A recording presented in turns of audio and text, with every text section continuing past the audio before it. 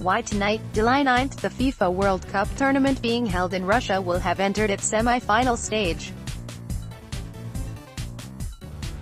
Since the tournament was awarded to Russia, over the British bid to host the prestigious event, Britain's tabloid press had been at pains to question Russia's ability to host the mega event. Frivolous allegations of unfair and corrupt practice to buy votes needed to host the event were also made, without a shred of evidence being provided. In the aftermath of the Russians being awarded the rights to host the tournament, sections of the British press speculated racism would be rife in Russia, endangering lives of spectators and players alike. And then, just around 3 months prior to the commencement of the tournament, the British government accused Russia of having attempted to assassinate ex-Soviet-era double agent, Sergei Skripal, who had settled in the UK in 2010 following the illegals program Spice Swap, and his daughter, using the nerve agent Novichok. Once again, no proof has been offered other than the fact Novichok was first discovered in Russia. Britain's tabloids and even some among Britain's ruling party suggested a boycott of the World Cup tournament.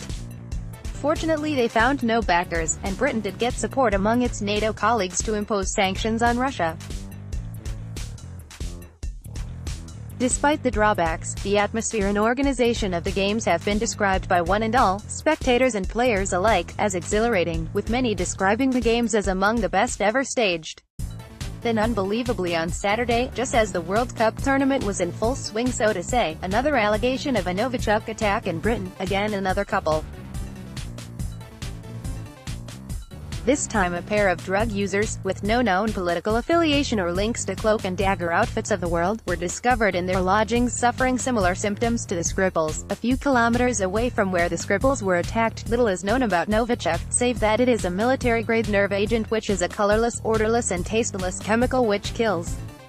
It has no known antidote and was invented in Russia, a response to the American nerve agent sarin. But the Skripals did not die. They are alive and in the hands of the British intelligence services. The latest victims too still remain hospitalized. The Russian government rejected British claims of complicity in the attempted murders. They have stressed that if indeed military-grade Novichok was used, all victims would have been dead.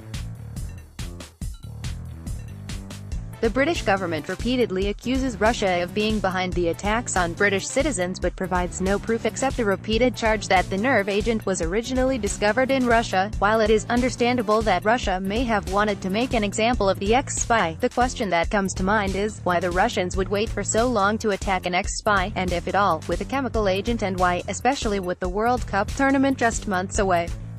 Yet today, Novichok is no longer a monopoly of the Russians. In the 1990s, the German Federal Intelligence Service, BND, obtained a sample of a Novichok from a Russian scientist. The sample was analyzed in Sweden, according to a Reuters report, and the chemical formula given to Western NATO countries. 3 long months after the attack, Britain has not been able to provide a clue to back up its accusations of Russian involvement in the Skripal attack.